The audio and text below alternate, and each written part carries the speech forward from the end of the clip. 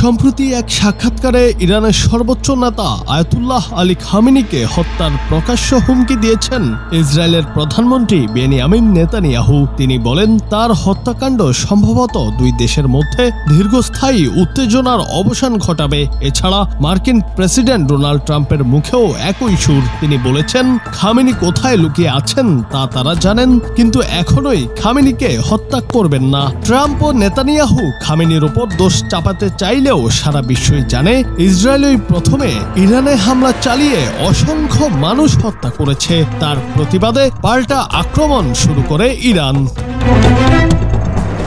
ইসরায়েলের প্রতিরক্ষা মন্ত্রী ইসরায়েল কাটজ ট্রাম্প ও নেতানিয়াহুর মতো একই ধরনের হুঁশিয়ারি দিয়ে বলেছেন, খামেনির পরিণতি ইরাকের ক্ষমতাচ্যুত ও মৃত্যুদণ্ডপ্রাপ্ত নেতা সাদ্দাম হোসেনের মতো হতে পারে।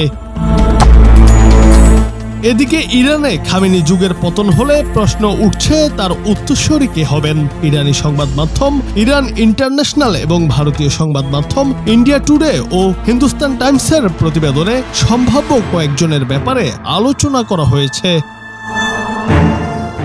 সম্ভাব্য তালিকায় যারা রয়েছেন: মুস্তফা খামেনি, তিনি হলেন আয়াতুল্লাহ আলী খামেনির দ্বিতীয় পুত্র এবং তিনিই হতে পারেন সবচেয়ে সম্ভাব্য উত্তরসূরি। 1969 সালে জন্ম নেওয়া মুস্তফা ইরানের ইসলামী বিপ্লবী গার্ড বাহিনী বা IRGCর সঙ্গে ওতপ্রোতভাবে জড়িত। মুস্তফা বর্তমানে দেশের প্রশাসনে শক্তিশালী প্রভাবসহ একজন মাঝারি পর্যায়ের আলেম।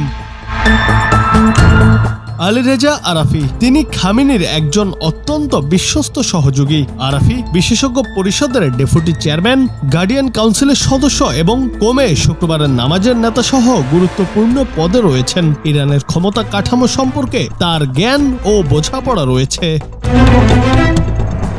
আলী আজগর হেজাজি, খামেনির কার্যালয়ে রাজনৈতিক নিরাপত্তা বিষয়ক দিক দেখাশোনা করেন। প্রশাসনে তার গুরুত্বপূর্ণ ভূমিকার জন্য তিনি বেশ পরিচিত।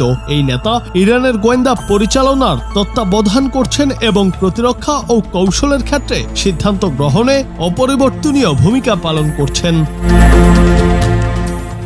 মোহাম্মদ গোলপেওগানি, দীর্ঘদিন ধরে খামেনির কার্যালয়ের চিফ অব স্টাফ হিসেবে দায়িত্ব পালন করছেন এবং তিনি তার অত্যন্ত বিশ্বস্ত সহযোগী। ইরানের প্রশাসনিক ব্যবস্থা কিভাবে কাজ করে সেই সম্পর্কে তার বিস্তৃত জ্ঞান রয়েছে। বিশেষজ্ঞ দল, ইরানের সংবিধান বিশেষজ্ঞদের দলকে উত্তরাধিকারের ক্ষমতা দিয়েছে। এটি হচ্ছে জ্যেষ্ঠ আলেমদের 88 সদস্যের একটি সংস্থা, যারা প্রতি 8 বছর পর পর নির্বাচিত হন। তারা গোপনে আলোচনা করবেন এবং এমনকি একক সর্বোচ্চ নেতার পরিবর্তে নেতৃত্ব পরিষদ নিয়োগও করতে পারবেন। এখন দেখার বিষয়, খামেনির পতন হবে নাকি নেতানিয়াহুর, নাকি দুদেশই যুদ্ধ থামিয়ে দেবে। সময় বলবে সে কথা। জুনায়েদ আহমেদ, বাংলা টিভি।